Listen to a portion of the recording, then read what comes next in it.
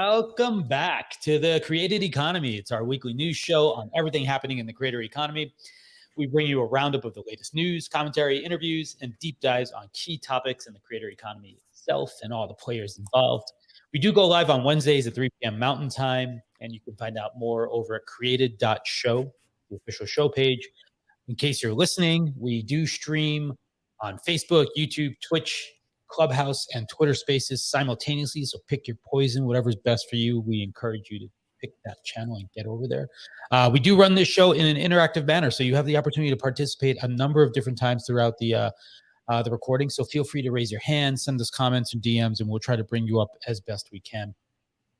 We do also keep longer form content and notes, show notes, transcriptions, etc. over at createdeconomy.com. So feel free to head over to there as well. Ken, how are you doing?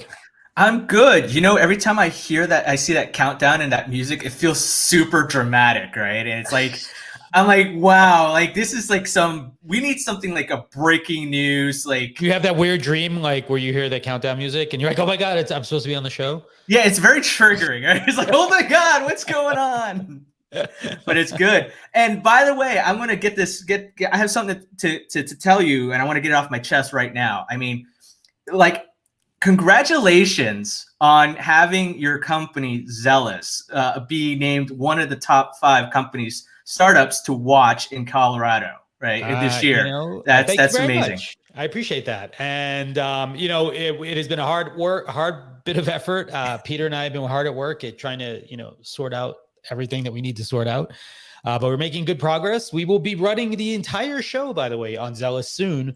But you will be able to join us and try Zealous out for yourself in about an hour when we do our after show. So I do appreciate that. And I appreciate our friend Cassidy, the reporter over at Built in Colorado, who did cover us and think about us for that article. So why don't we dive into it, Ken? Because we have like way too much news today, like a ridiculous amount. So welcome back to episode 8. It's July 14th. We are happy to be here. What am I doing wrong here? Okay, there we go. By the way, we do, Ken has already prepared tweets and links to everything that we're going to mention today. So if you want to follow along, we're over on Twitter at Created Economy. That's a chance to get access to all these links in real time, give them a read, and also can follow up. But if you want to follow it up later, you can do so as well. So let's dive right into it. Let's head over to the news. And what do we got today? We got some Facebook news. Ken, I think this is you. Oh, yeah. Facebook. I mean, look, this is... earlier this week, the New York Times came out with this article about how Facebook's trying to woo creators and influencers onto their platforms. They're trying to remain competitive against YouTube and TikTok. And in previous episodes, we've talked about how Facebook's kind of gone really hog wild in terms of releasing products and holding events to show that, hey, we can, you know, Facebook and Instagram can be a viable platform for them. Earlier today, or this morning, actually, Mark Zuckerberg announced that Facebook was going to put forth a $1 billion investment into creators, which means that in the next 2 years, they're going to reward creators who use their platforms. So basically, it's bribery, right? It's $1 billion bribery to creators to use them. And, you know, this is all in, you know, who knows where this is going to go, right? You know, they've tried this with media and publishers and everything like that to get them to use live video, and that kind of, you know, fell by the wayside.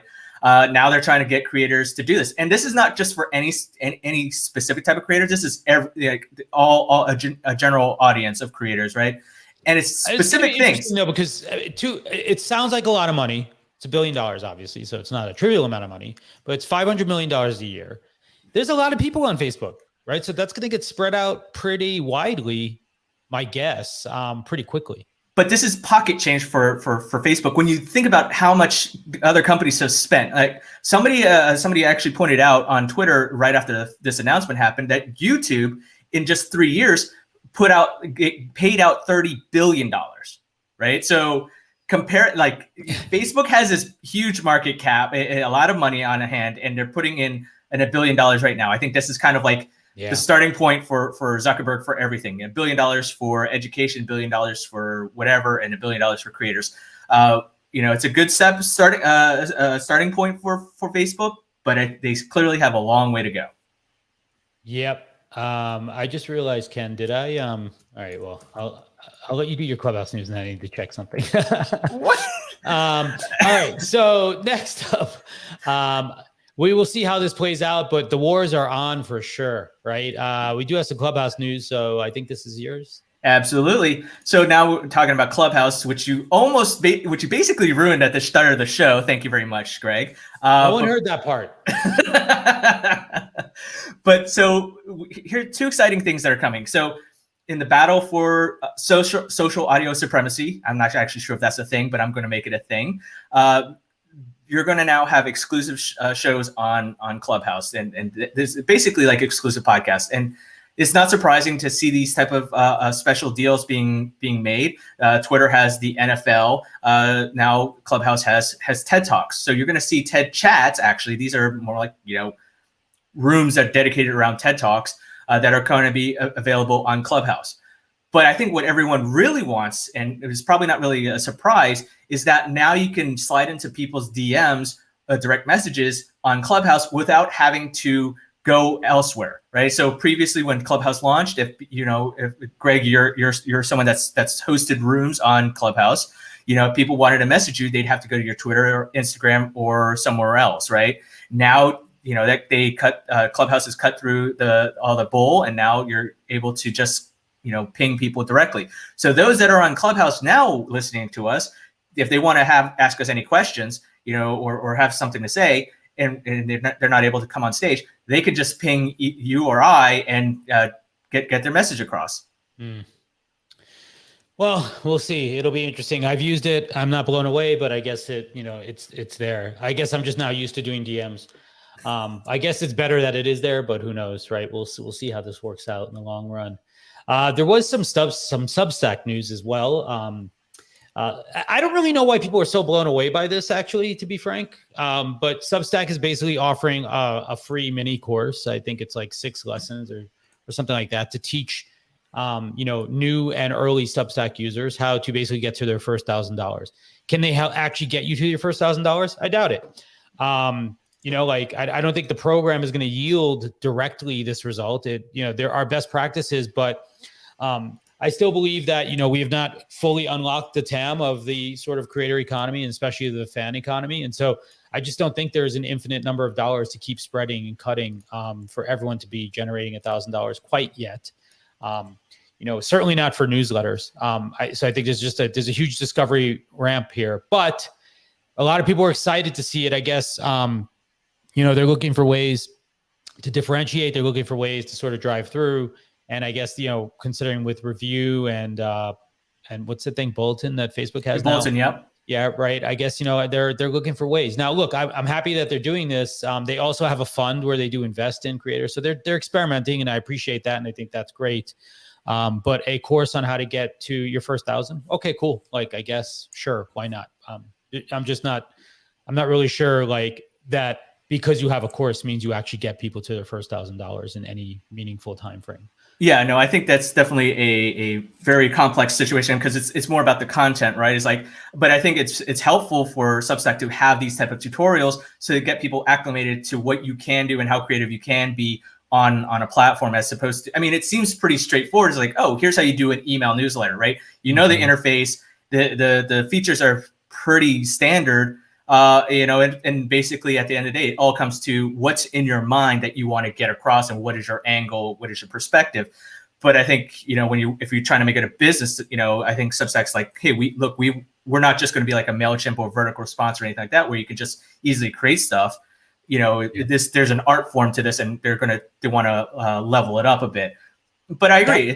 We'll see how it goes. It's a high order. Yeah, it's a high order, right? Like $1,000 a month is like at a $5, right? That's like what 200 subscribers. It takes a long time to get like subscribers for paying subscribers for a newsletter. So we'll see how it goes. I wish them the best, though, and I wish all the creators the best in achieving that goal. So I hope they find something special in there. We had some new YouTube news as well, Ken. This one I think was one of yours. Yeah, this is a fun one, right? And a former colleague of mine at VentureBeat, Jordan Yvette, who's now at CNBC, he wrote this story up covering these YouTubers some of whom are actual Microsoft employees, like current Microsoft employees, are going out and making tutorials about Microsoft's own software and actually amassing huge subscriber accounts, way more than the official company channel, right? So this is pretty fascinating to see. Like, you could have your homegrown influencers, right? And this is how they can help evangelize your product, right? And Microsoft has been pretty supportive of this, right? And they're not saying like, oh no, Ken, you can't do this. You can't do this tutorial around PowerPoint or Excel or anything like that. You got to do this. And I think it's great that they're encouraging this, that they're embracing this, especially since Microsoft is being used by a majority of computers. Is installed on a bunch of computers around the world. And so this kind of really helps spread the education and the awareness of the software. So this is pretty fun. I don't think it doesn't surprise me though. I mean, it's like sort of like everything by anybody other than the company is still more believable than something by people at the company, right? Yeah. But I think it's also in an act of revenge against you. I'm going to spoil this. This is tied. The fact that some of these are active Microsoft employees that are doing this. This kind of raises up the point of like hiring creators in house, right? So I'm sure we'll be talking about that more. More opportunities for employment, by the way. So that makes perfect sense. Let's see, what do we got here? Oh, I'm clicking the wrong thing. All right. So there were a number of different thought leadership posts from the community, and I want to shine a light on some of them. Our old friend and past guest, Neil Robertson from Influence.co, had an interesting piece in his latest newsletter about creator advertising. And I'm actually surprised that we don't see more creators running ads for themselves to market their channels. I had previously heard about and seen creators using it sometimes to boost performance for specific deals that they were doing. Maybe they need to meet some sort of thresholds or performance benchmarks. But I do think, what Neil points out is that he's actually been starting to discover actual creators just running ads and buying billboards, like literally promoting their own channels. And it makes perfect sense. You are a business at some point, and that a business can benefit from advertising. There was another great post over on Mirror about NFTs and the meme economy. And I think and NFTs in particular, memes in particular, I do think represent an interesting category. It was an area where these were the kinds of things that tended to grow large and have mass distribution, but the creator of those memes never sort of benefited from this. So I thought it was just an interesting analysis diving into some of the opportunities for meme generators, meme creators to actually be able to create and publish some of these to lock up some of their content inside of NFTs so that they could benefit from it. And I think that there's an interesting opportunity there for more behavior like this. We've also seen in the past a couple of like some of the older videos, like Charlie Bit My Finger and some of these other things being taken down and packaged up as NFTs after they've kind of run their course on YouTube and things like that. So a lot of interesting stuff here. I think this is probably one of the more useful cases of NFTs that I can imagine. And I think it's somewhat affordable, and it seems to speak to, I think, some of the strengths of that model. On to creator economics. Who's first? This is you. This is me. Yes. So if you've been on social media at all, you might have come across the channel Nas Daily, right? And this is the founder of that has actually formed his own academy, and they've held an annual event actually a few weeks ago where they invite creators and to learn about how to create more content. And so this time they've raised $11 million, I believe, from Sequoia and Andreessen Horowitz. I believe. I'm not 100% sure on that one. I got to check that again. But the point is that they're building out a masterclass, a course that's basically allowing creators to pass off their knowledge to other creators. So it's very much in an Inception type of motif, right? This is. I know we've been talking about this last week. Greg, you raised up an article, I think, from the Information about how creators are creating their own classes, or startups are creating these creator courses. This kind of falls in line with that as well. Mm-hmm. Yeah, absolutely. Tremendous opportunities, I think. I will be curious to understand what types of classes these are. Like, are they, and I'm guessing there's multiple levels here, but there's a lot of interest, it seems right now, in people just making courses and classes about how to be a creator.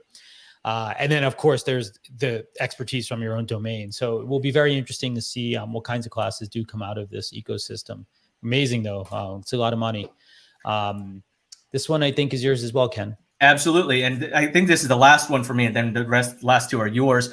So a little bit of nice little profile from protocol from David Pierce around Pinterest. Now, those that use Pinterest may not necessarily think of it as the creator economy, as part of the creator economy, but it actually wants to be a part of it, and it could be a dominant force in there. Now, a lot of those, it's not your live streaming or Instagram posts or anything like that, but it's more with ideas and actually creating stuff. And what they've done is they created this a specific type of pin, which originally was called the story pin, but stories is not really what you do on Pinterest. So they created what they renamed it idea pin. And if you've used like home design apps like House or anything like that, where you kind of draw inspiration about, you know, how you might want to decorate or anything like that, that's the intent of what Pinterest wants to do. And they've started to branch off. It started to enhance their platform and add more features to kind of really help creators take advantage of it, to showcase things like what you're seeing here, like makeup, whether it's home design or anything like that. And I say don't sleep on it. And I really hope that we could have someone from Pinterest join us on the show in the future to really talk about this, because I think it's really worth diving into. I'm sure they will be here sometime soon. We will make it happen. Don't worry. All right. So, you know, Taylor had a busy week. I believe. Wasn't this article from Taylor also? Yeah. Yes, that Taylor. Yep. So Taylor Lorenz had an article, just, I think, you know, sort of touching on a theme that we covered sort of a couple of times in the past, but just that, you know, there is a gold rush going on for the creator economy. And I think one of the things that she does point out in this article, though, is really about, I think, speaking more towards sort of the creator tech side, which is really building the tooling to enable creators. Whereas I think I've seen commentary and other people make note that not as much of that money is actually being invested in creators, right? And so it's an interesting distinction there. But I'm curious. I hope this space continues to grow, obviously. As someone who's likely to be out raising money in the space as well. But at the same time, I don't know how much saturation the market the space can take, right? And so it will be interesting to see how the next 3-6 months play out, if the fervor is still there, or if it dies down at all. But I do encourage everyone, if you have a chance, to take a read of this article as well, because she does outline a lot of the parts going on in the ecosystem and some of the bets that have already been made. And related, there was an article over on The Information about creator-related job postings spiking. And so interestingly enough, creator relations and all these other roles of interfacing, interacting with creators, also potentially being a creator inside of some of these large companies, were popping up all over the place. And so there's a pretty decent amount of growth, not just as creators or in creator tech, but also in the roles and the other supporting functions around the space. So I think this is a part of the space, the creator economy, that gets overlooked often, but there's a massive amount of support staff and employees and contractors that are actually also engaged. And it's easy to maybe take that for granted. So I'm happy to see that this is, happening more and more as well. So in case you missed this link, we have so many links, by the way. This week we had like maybe 20 or 30 articles that we couldn't get to. Ken does curate a board over at Flipboard /@created economy, if you want to check that out. All the links that we consider or think about in the course of a week, we put them over there, even if we can't cover them during our first part of the show. But certainly we encourage you to take a look at them. And of course, as I mentioned earlier, follow us on Twitter, because we share all those links out in real time as well. So we're about to move on to the next part, but this is your chance, by the way, the first opportunity. If you want to speak up, if you have a question, you have a comment, feel free to raise your hand, come on up, post your comment in the comments section over there. And we'd love to have you come in and share a little thought or two with us about some of the news that we just shared. I think we have a couple of people in Clubhouse. Going here from Clubhouse. Yeah. Hi, everyone. Oh, they're still coming on up. Hi. How are you? I'm fine. Any thoughts on the news from this week? Any articles or pieces stand out? Hi, everyone. Hello. Hi. Any questions? Any thoughts on the news from this week? Since I'm new to this group, could you please tell me more about the created economy? Okay. Sorry. Now is not the time for that. We'll have to do that later. Thank you. But we're going to move everyone back to the audience so we can just jump into our interview. And I'm going to add you in now. Welcome. All right. Now, I know you said this the last time we were actually on a stream together, and I forgot how to pronounce it. I want to make sure I don't pronounce your name wrong. It's Nicholena. Okay. Because for some reason I was like, wait, maybe it's a niche and I might be saying it wrong. All right. But I was like, let me just get it right. Okay. Nicholena. Awesome. Yep. Well, welcome. Thank you for joining us. Thank you for having me. Nice to see you again. Absolutely. And hello. So in case everyone hasn't met or seen Nicholena previously, she does a number of amazing and interesting things. But one of the things being that she is a Twitch streamer. And it's I was watching some of the game. I don't play the game, so I don't actually understand what was going on entirely. But but you do stream some live gaming things. Yeah, I think it's more than one kind of game, right?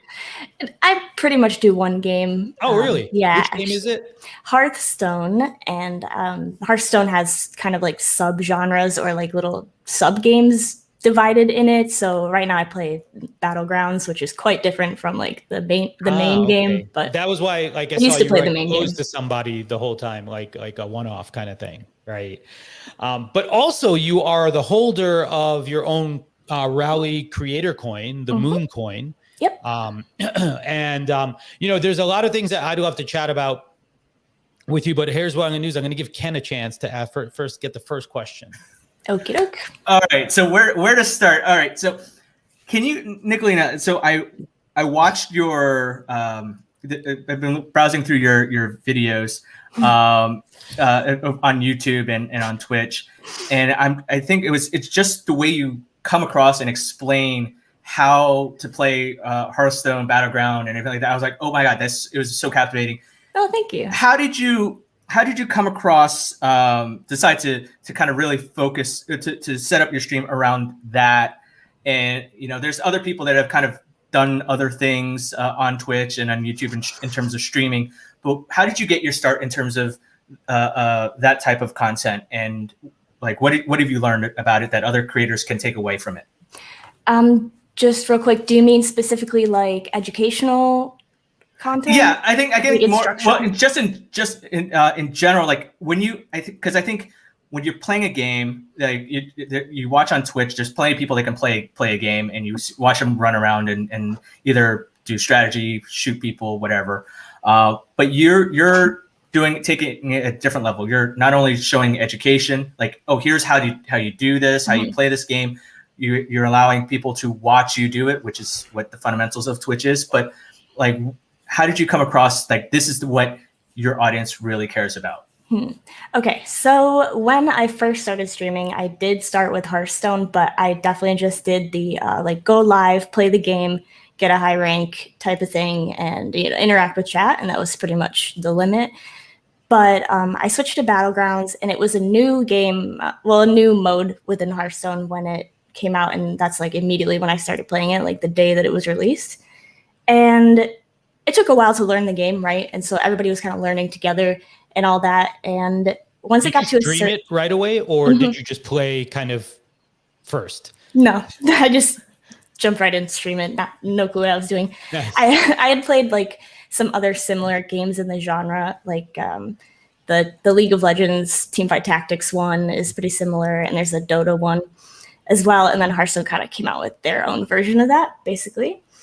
And so I learned it on stream, and that was fun. And I did that for a while. Then I was just playing, trying to get better at it.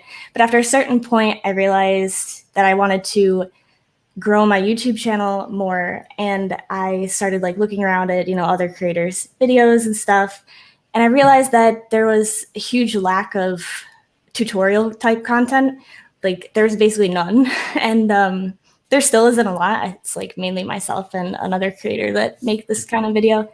But I got so many people coming into my stream that had never seen the game and had no idea what was going on. Just like you said, no idea how to play.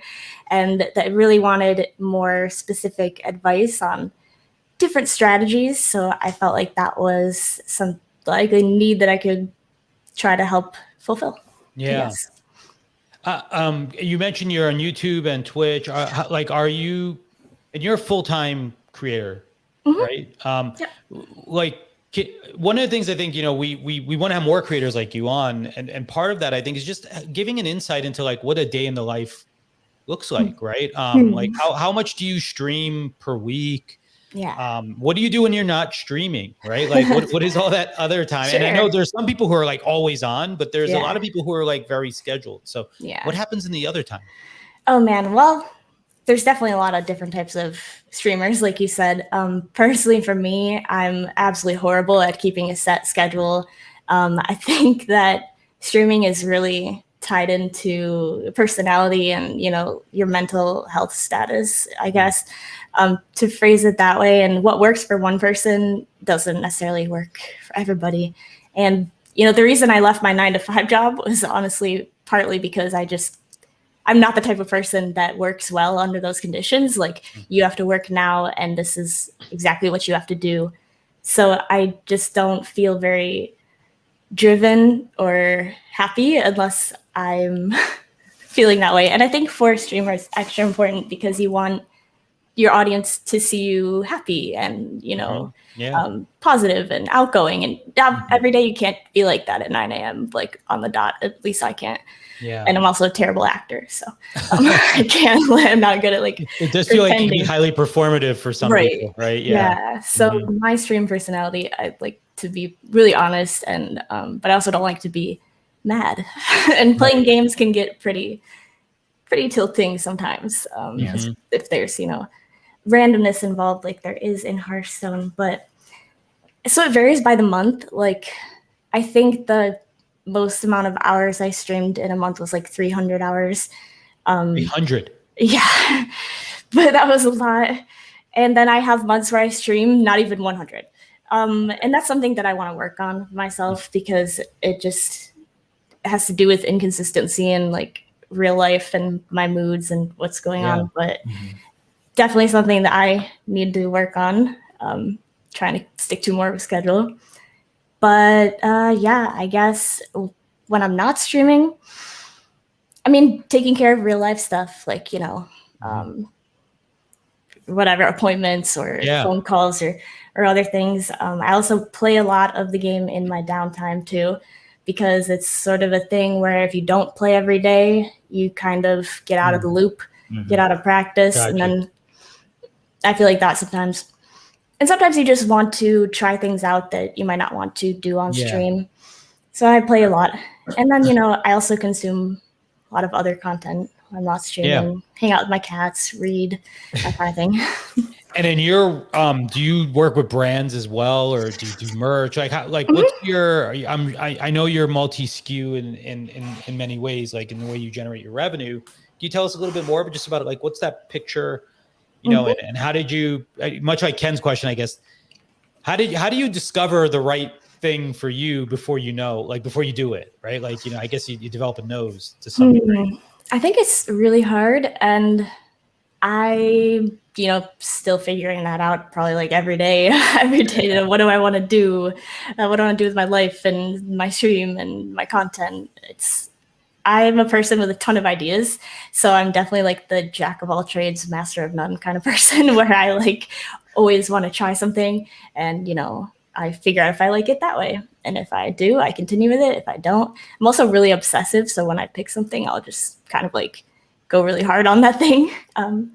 Let's see. I think that about different revenue streams, I guess was the question. I have merch. I have, I have Twitch and YouTube, but I don't really count that. I have subscribers. I used to have a esports team, but actually it kind of just dissolved. So now I'm a free agent team wise, but I do work with brands, some of which I got connected with through my team and some of which reached out to me.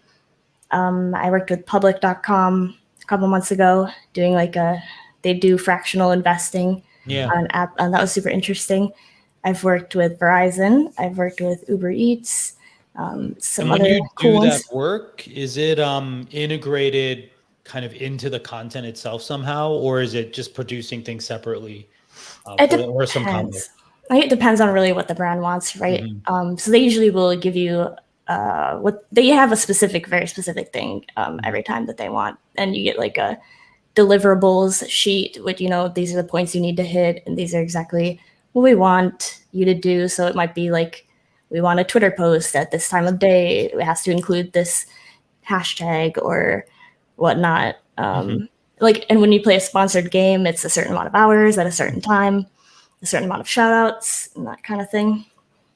And do you say no? Like, how do you know it's a good fit for your audience? You know, like, so like if public.com comes to you and, you know, how do you know like that's the right company for my fans? Yeah, I do say no a lot, like, because there's a lot of emails I get that either I turn down or some, honestly, I just don't respond to. I get so many actually that I have this sort of weird test where if I don't respond and I don't know the company and I don't respond, if they don't send a follow-up email, then they're not legit. And Interesting. it's also if they don't You have include my value, name. you should hold it, right? Like I'm with you on that. Yeah. I mean, it just, otherwise I can't, you know, like I don't really. Yeah. But it's just a random like product or something. I almost never do it because I don't like trying to push like stuff like that on my community. But if it's a game I think they'll be interested in, like the last one I did was for Clay, the game studio. They do Don't Starve, if you've heard that game. Yeah. They have a new game, so I played that on stream because it's strategy involved. So I felt like it aligned pretty well with Hearthstone and what my viewers like. I have one last question actually for you. Have you ever gone to a brand because you like their product though, right? Or you're like, I would love to work with you. Like, have you ever done that approach as well? I want to start doing that more for sure. Okay. Now that I feel that I have a lot to offer a brand, I think it's sort of scary as a creator because number one, if you're in a more like the beginning stages of your content or your career, you don't want to approach them, you know, get turned down or ignored, and then maybe in the future if you got bigger that would be awkward. But I think that, like, for example, I really want to reach out to chair companies because this chair is super old and not comfortable. And y'all out there, we need to get a chair sponsor. Yes, I do so bad. I won this chair in like 6 years ago, but I did, but I have it's not done even one purple. so far. I mean, what we I need know, to fix it, right? and I hate red. It doesn't match anything I have. It's so loud you could probably hear it. But yeah, I reached out to one and it was Rogue Energy because they did a sponsor with my team. And after the sponsor, I was like, hey, I really like your product and I would probably drink it every day anyway. So nice. Yeah. Nicholena, so in terms of what you're talking about with getting inundated with all these pitches from brands and, you know, whether it's Uber Eats or anything like that, are you handling that all yourself? The reason why I'm asking is last week, Matt Zavella from FamePick, we were talking about how some creators may need like talent relations or talent management, like a CAA type of thing. Is that something that, and thank you very much for highlighting that, Greg. I have a question for you, Ken. That's an insider joke for people that weren't here last week, so we can get rid of that. But no, Nicholena, Look, I can't get it off screen. Really? I'm lost, but okay. Yeah. No, apparently there's this whole thing about how I would go off and I don't know why I'm shooting myself in the foot with this again. But you were saying how much you can make being a boxer. And yes, so I would go and have like GoPros on me and I would go box people, and then Greg suggested I box the guy who plays Kurgane. Yeah, and that would be my content. Wow. We all said we would pay to see the Oh man. I'd watch. Great. And this is where the show went downhill, everybody. Thank you very much. Good night. No. But to Ken's point, I'd heard an interesting stat that like something like 90% of YouTubers with more than 100,000 subs have representation.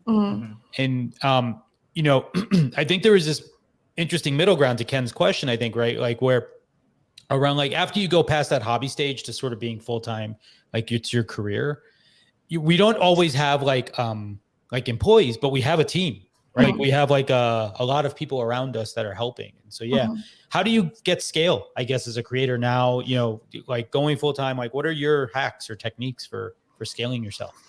Well, as far as like any kind of management, like I don't have any, but I've been approached by a couple of different kinds of agencies or things like that, but I'm just kind of leery of them most of the time because I don't know what their motives are and I don't know how credible they are or reliable they are.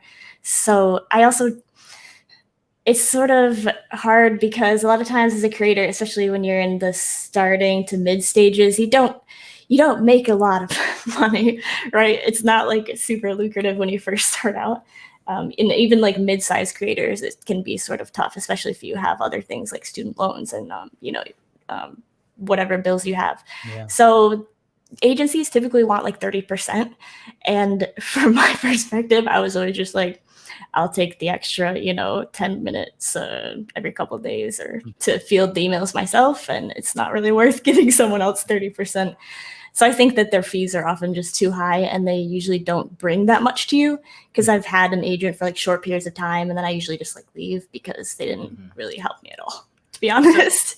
So in terms of like kind of really owning your space, right? I mean, and this is something that I saw when you tweeted out that you were going to be on the show, that you were talking about this kind of really owning your own economy, right? And this kind of gets to the heart of something I'm interested in is what motivated you to create the Moon Coin, and how are you kind of integrating that with everything that you're doing, and what is your end goal? What do you hope to achieve with that rally coin? Oh, and explain what it is too, just in case anyone out there doesn't know. Okay, so Rally is a platform where creators can mint their own cryptocurrency token, and it's a personal token. It's attached to you, and then your community can purchase that token.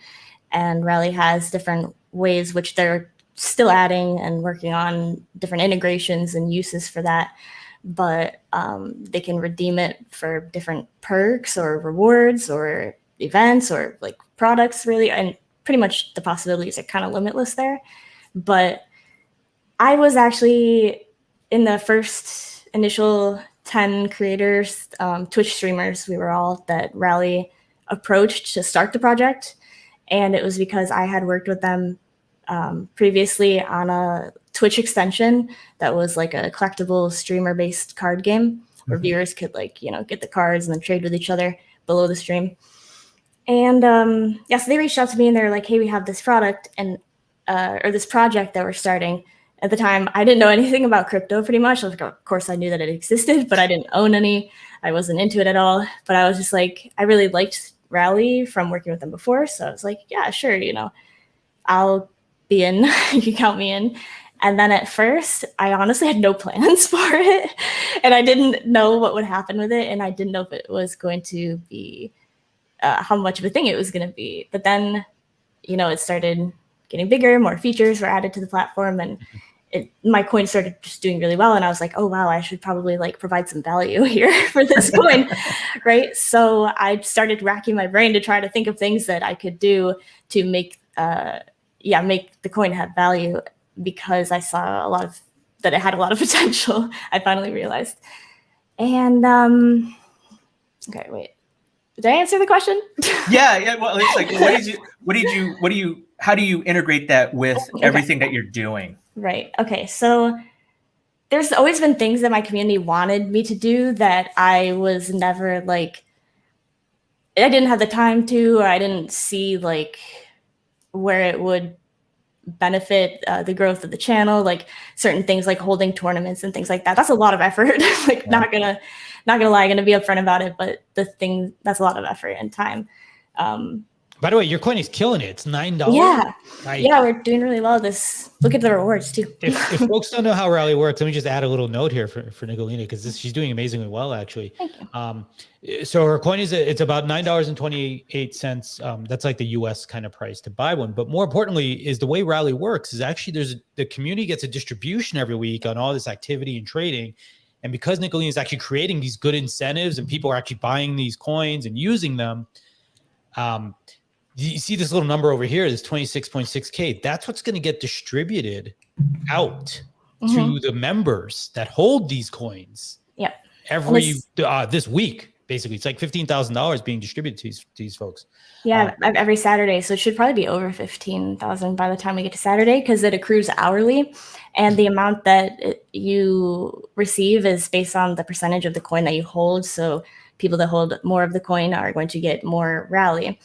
But we're doing so well because I actually have a Discord now that I kind of recently created. I already had my own like Discord for my stream, and it had like 850 members in it. And so for that reason, I was like, well, I don't know if I should make a whole new one.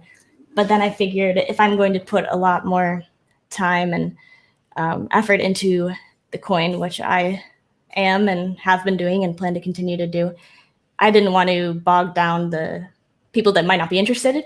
So we made our own, and it has like different roles for different amounts of coin that people hold, different channels they can access based on the amount that they're holding. And what I did was, this worked really well, as you can see by the rewards. We reminded everybody right after the rewards were distributed to log into Rally and convert those rewards back into Mooncoin. And that would keep the coin, on an upward trajectory and keep us on the reward cycle. Are people doing, and then people are doing it? Yeah. So we had so many people convert that probably hadn't even logged in before, maybe again.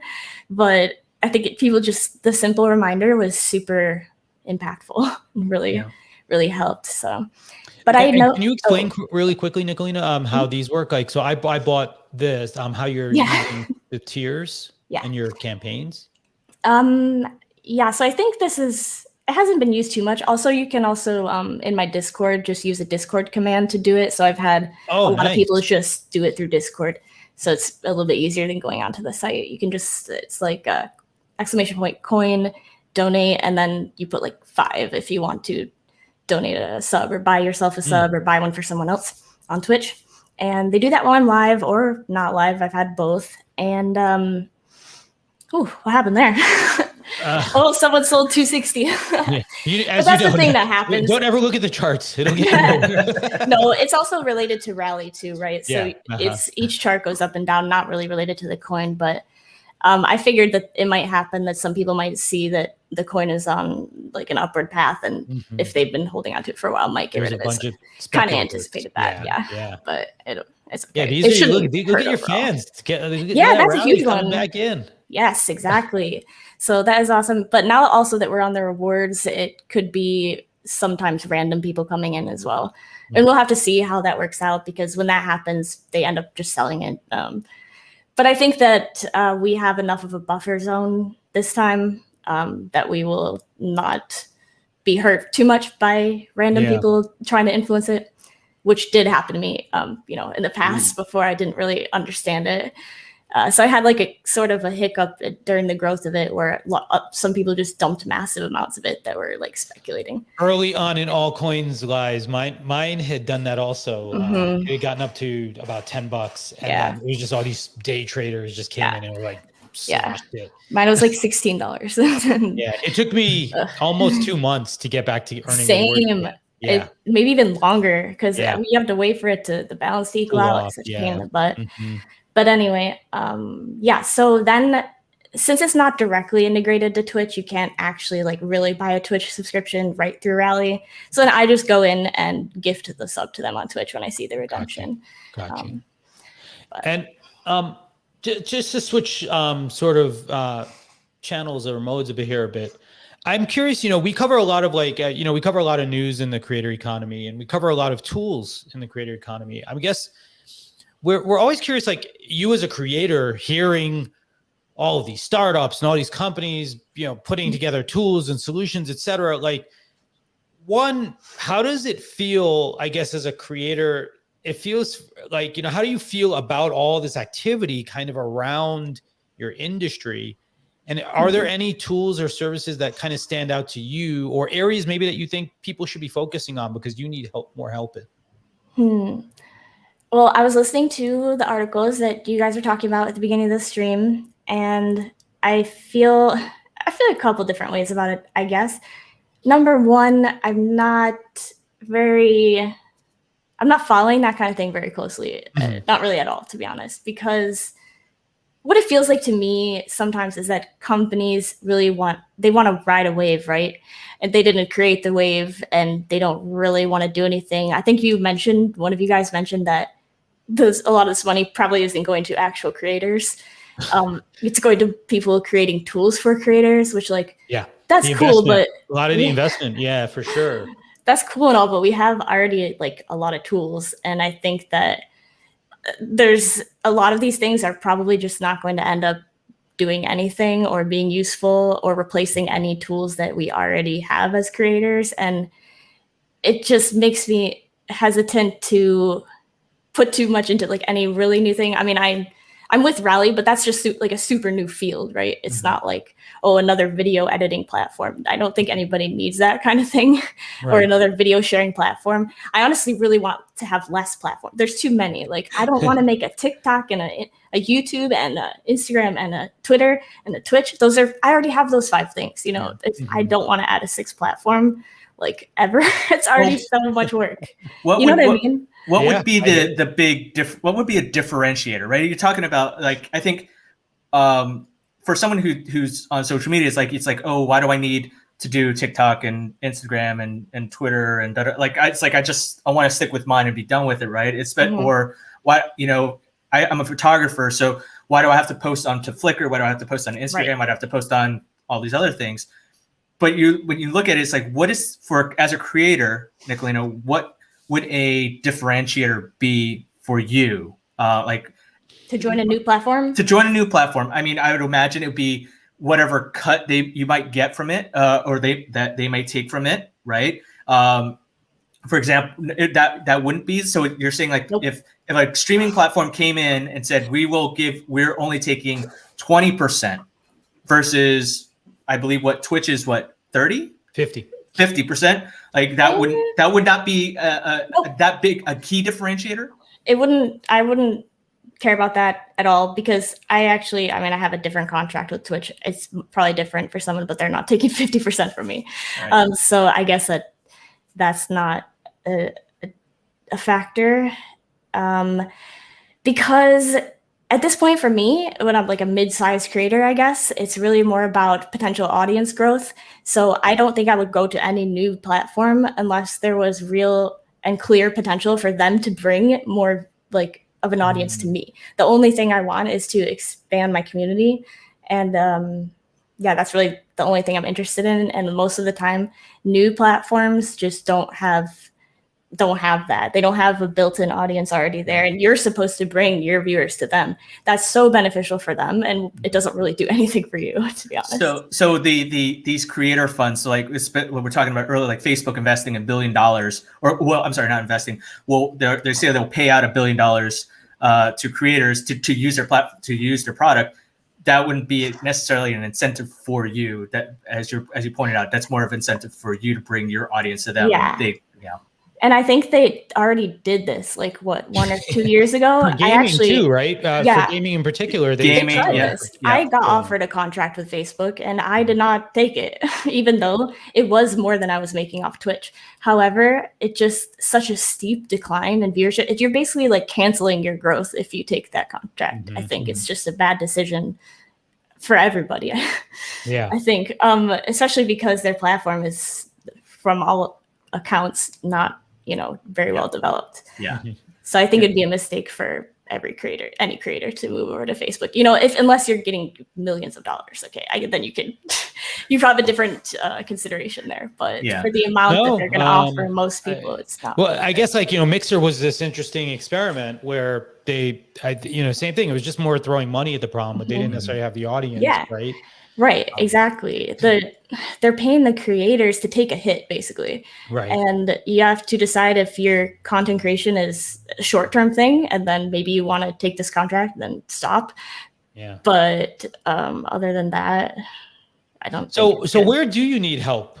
Like where could someone be building tools or solutions to help you be more successful? It's really tough. It's really hard, right? Because Twitch, I think, really just has everything that I would want at the moment. I think that's a hard question. I really don't know. I think a lot of the focus is too much on like, oh, get brand sponsorships or get this team or whatever. But that's not the important part. Like your audience is the important part. The quality of your content is the important part. And you have to be doing something different. That's also the important part. You can't just, I think anymore on Twitch, just start playing a game without being like top 1, top 2 in the game. If you're not that, then you have to have something else that you're bringing to the table for people, because there's so many options and so many people with really established bases. But that doesn't mean that you can't, grow, because there's so many people and people don't just follow one creator. But I think what could they bring? Oh gosh.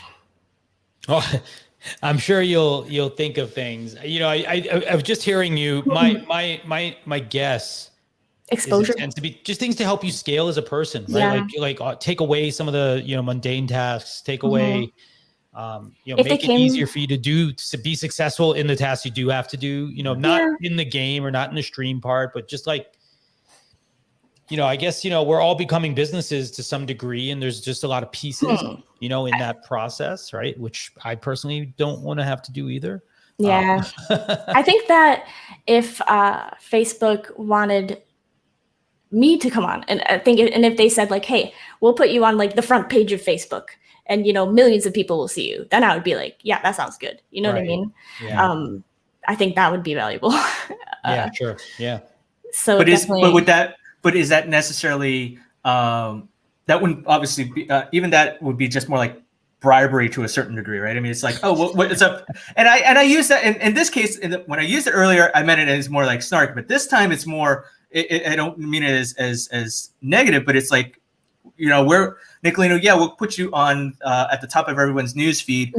But that's not a permanent thing, And then that's going to be like, oh, it's going to be like 3 months. We'll put you on there, and you'll amass. You'll see your numbers rise, but then there's nothing to prevent Facebook from, saying, okay, you know what, boom, like, yeah. Well, I think at that point, then it would be up to me or any creator to convert those new audience members into followers on YouTube or followers on TikTok or wherever else, so that they would be able to continue to be a part of the community or join Discord. So I think that, if I'm not able to do that, then it's like on me at that point. Sure. How do you see? Obviously you have a huge channel on YouTube. You have a huge channel on Twitch. Well, compared to me, okay. Let's just, YouTube I struggle with. I don't know. Yeah. Well, I mean, you have. Hey, we have 25 subscribers. What are you talking about? YouTube is hard. It's really hard to get the algorithm to notice you. How do you view producing content for both? I mean, obviously for Twitch, it's like when you're playing a game, you're live streaming. Obviously that makes sense. But when you see your whole ecosystem of your online presence, how do you see yourself dividing up what content goes where? Like if you're on Facebook and say, oh, subscribe to me on YouTube or subscribe to me on Twitch, or you just blast them and say, subscribe to me, here's where you follow me on the internet. Well, I don't know. I'm not on Facebook at all, but or anywhere else on social media. When I'm on, I guess like I just do it in a way that I don't just say like a general call out, like, hey, randomly just follow me. If I post a piece of content that I worked on for a long time on YouTube, on Twitter, I'll be like, hey, watch this video. I'm talking about this specific topic and it might be interesting to you. And if you like it, subscribe. And your production model is usually Twitch first and then derivatives kind of other places, or do you make things specially for YouTube first? I think the best way to grow on YouTube is native content, like content made just for YouTube, because it's just such a different platform. It's more short form, and then Twitch is really, long form content and more just hanging out, chilling type of thing. Mhm. And it's harder unless you're huge on Twitch, right? Then you can easily like toss your followers over. But Mhm. for me, I've struggled whenever I post like just gameplay from Twitch. It just never does nearly that well. But so I do a combination of both, because making a YouTube video takes me so much time. It takes me like 2 days at least of like doing nothing else pretty much. I've spent over 10 hours on some of my videos. Probably more. I think I'm just lowering it to not seem ridiculous. I probably spent like 16 hours on some videos. But yeah, and then those do so much better, but I just can't do that every day or even every week. So maybe that's one of the opportunities for someone to figure out how to help you. Yeah, so much work goes into it. I mean, you have to have the idea, you have to script it, you have to do research. If it's instructional, you have to film it, you have to edit it, and everything. It takes a long time for sure. And I'm hard pressed to see how someone could help me with any of that, really. I get that. Yeah, it's it's a creative process, right? And so it's part of why you're a creator, is that you want to create. And so the idea of outsourcing it, I certainly understand is not an optimal experience, I would imagine, right? Yeah, and I do have someone that edits my gameplay videos, just chops them up and puts them on YouTube. So I do have that, which is really nice. But any of the really time and effort intensive videos, I edit them myself, because I find that when someone else does it, they just want to get it done as quickly as possible, and they just don't put near the amount of time, because they're not invested in it and it doesn't come out well. And then I'm like, well, we're just about up on time, and we appreciate you taking time out of your day to be with us. Thank you for having me. Before we go, I guess, like, what's next for your channel, though, or where are you going next, and any interesting plans you want to share with us or promote, or to let our folks know about? This is still in the works, but I want Mooncoin to have a value for people beyond just Hearthstone, because obviously that use is pretty limited. So I'm working on a couple different things. You were talking about like classes and seminars and things like that. I really want to kind of make my own series of lectures, or whether general and personalized, probably one-on-one critiques and like help sessions for creators that want to grow.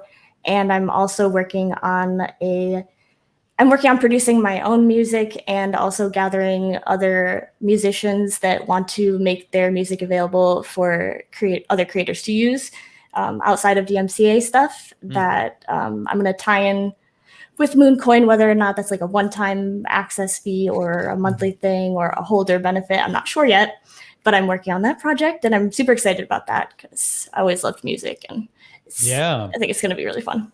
You can make I forgot to ask if there are any questions, by the way. I know we have some folks in Clubhouse listening. If you have a question for Nicholena, feel free to raise your hand or shoot me a DM so we can try to answer it, or see if we can get an answer. And feel free to join my Mooncoin Discord if you want. Absolutely. Do you want to send us the URL in there, private chat there, and we'll throw it up for you. Yeah, I find joining Discords to be one of the most complicated tasks in the world. It kind of is. I don't know. See, I think I have about 1 million invites that are just active, because I end up making a new one every time. Oh, interesting. Okay, gotcha. Okay, I think this will work. So this should be an infinite, no expiration link. I don't have a custom URL for this Discord yet, because it's not that large. But all right, I'm gonna add that. Oh, good. Here. Can you doing it? Yep. But we do have about, I was just going to say 156 members and 150 Mooncoin holders in it right now. Oh, man, that's amazing. Yeah, it's growing really well. It's doing nice. Happy about it. So if you're interested, we are going to flash that URL out. And actually, we can send it out in the comments as well. Yeah, absolutely. Please do. Yeah, Ken's just added a note on screen if you're watching. And if you're checking sorry, that URL's ugly. Oh, no worries. Okay. Yeah. Don't worry. Everything else will shorten it to something else uglier. So yeah, very true. Very true. But thank you. So Nicholena, we do appreciate it. Congrats on the coin. Amazing. I really love you. like seeing and talking to someone who's got a vibrant community, who's actually like deeply engaged. We'd love to get you to, I don't know if you have time, but we are about to jump into our after show. It'll be on Zealous, which is actually my startup, which is helping creators monetize their live streams. If you want to check it out, but I do. Always welcome to join us. But we will be moving over. Thank you so much. We appreciate it. And we'll see you in after dark in just a few minutes then. Oh, sorry. I'm like a terrible person. Well, I need the deck here, don't I, Ken? Why is it doing that? I don't know. You want me front and center, I guess. That's both of us. There we go. So yeah, we are about to head over to the after show. If you're interested in joining us, you can join us at created.show/live. That is the official after show. So it's an opportunity for you to come on stage. If you want to find out why Ken should become a boxer, it's a great place to go as well. But yeah, it's an interactive experience. Everyone can join us on video, just like you might on Clubhouse. And feel free to come in. We'll talk about the topics from today's show, and we'll give you a chance to sort of experience my new software as well. Before we do close up here, though, Ken, can you share that link out as well? Or I think you did already. One last thing, just I'm cooking on the wrong window all the time. Just upcoming next week, we do have Fernando Parnas from Superfans, July 21st. We're waiting a long time to have Fernando on. The week after, July 28th, we have Steven and Antonio coming from the Black Creator Crew. We'll be off on August 4th. And then we have Jim Lauterbach on August 11th, here to talk about VidCon, one of the best conferences for creators out there. August 18th, we have our friend and creator James Hicks joining us as well from Hicks New Media. And I did just confirm our 25th, but I will add that in for next. But if you do want to be our guest, head over to createdeconomy.com. There's a link there to apply to be a guest of the show, and we'd love to see you soon. So thank you all. Make sure you head over to created.show/live. That'll give you an opportunity to join in for Created After Dark. And we look forward to seeing you here this week, and we will see you next week as well. Thank you so much. Have a great one, Ken. Anything else before we go? Nope, that's it. Thanks very much. Thank you, Nicholena, for joining us, and we will see you in the after show. All righty. Bye, everybody. We'll see you over ya. there.